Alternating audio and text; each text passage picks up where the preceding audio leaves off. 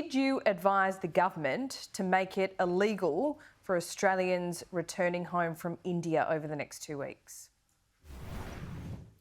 Well, late last week I was asked to provide advice, and the Department of Health was asked to provide advice to the Minister in relation to the public health threat and the issues that we had observed over the last few weeks in relation to the numbers and the proportion of positive cases coming into Australia. And that was very much related to people returning from India. And so even with the other things that were developed last week in terms of stopping some of those flights or delaying them at least, there was still an issue. And so we were asked to provide public health advice to inform a decision under the Biosecurity Act. There's a certain section in there, section 477, I think it will possibly become a bit famous, that requires the Minister to seek advice in relation to the proportionality of potential decisions, as well as making sure that they are the least restrictive for the least amount of time necessary to deal with an issue of public health threat. And so that was the advice that we provided. Okay, so the advice that you provided was to make it essentially illegal for any Australian citizens returning home from India for that 2 weeks. Is that correct? So the advice we provided was what we were asked for, which was related to that particular section of the Act, which was what is the public health threat, what is the nature of that public health threat, what sort of time would need to decrease that threat, and also what sort of things could be done to decrease that threat. So that was what we provided, and then under the law, once that decision has been made under those emergency powers, in another section of the Act is about the penalties. So we weren't asked about penalties. That's the law.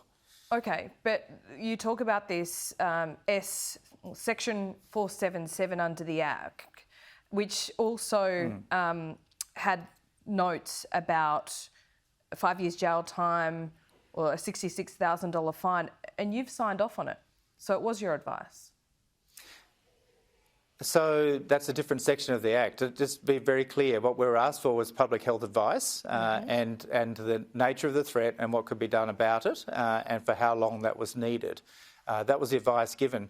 Once the decision's been made, then there are other parts of the Act that says, okay, if someone breaches those elements, then there are penalties involved. That's written in there. It's an Act which was passed by Parliament in 2015, and that's always been there. Forgive me, Professor. Forgive me, because I just really want to clarify this, because yesterday we heard from Maurice Payne, or over the weekend we heard from Josh Frydenberg, that says this decision to make it illegal for Australians to travel home was the medical advice given. So are you saying you provided medical advice and the government made the decision to make it illegal, or was it you?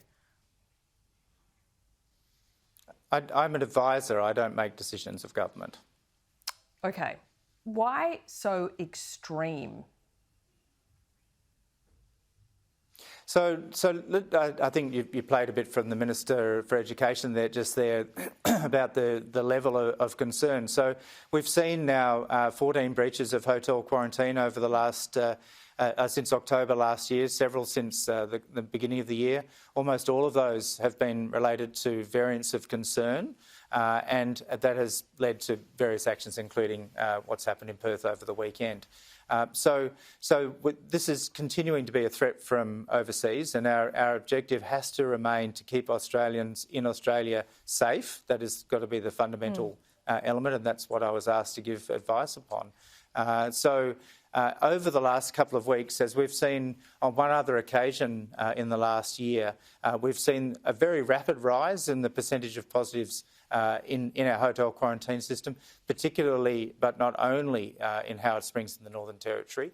And so action needed to be taken. And so we were asked what was the problem and what could be done to fix it, and that's the advice we gave. So can hotel quarantine systems only handle 2% of positive cases? Is that correct?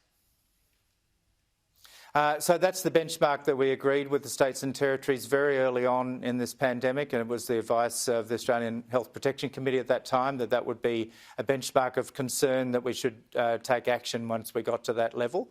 And in Howard Springs at the moment, it's over 15%, of which over 70% of them are people that have arrived back from India. So I think you can get a sense that where the issue was, and why action needed to be taken. We need to make our quarantine systems as safe as they can, and in particular in the Northern Territory, they do have limitations in their healthcare for Territorians.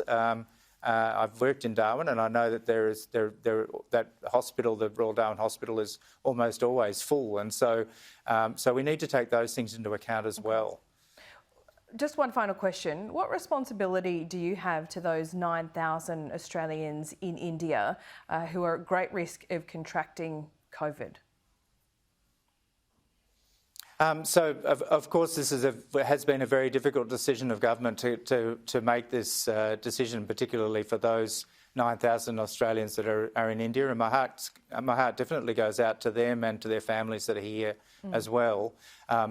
Just to very much stress, this is a 2-week pause.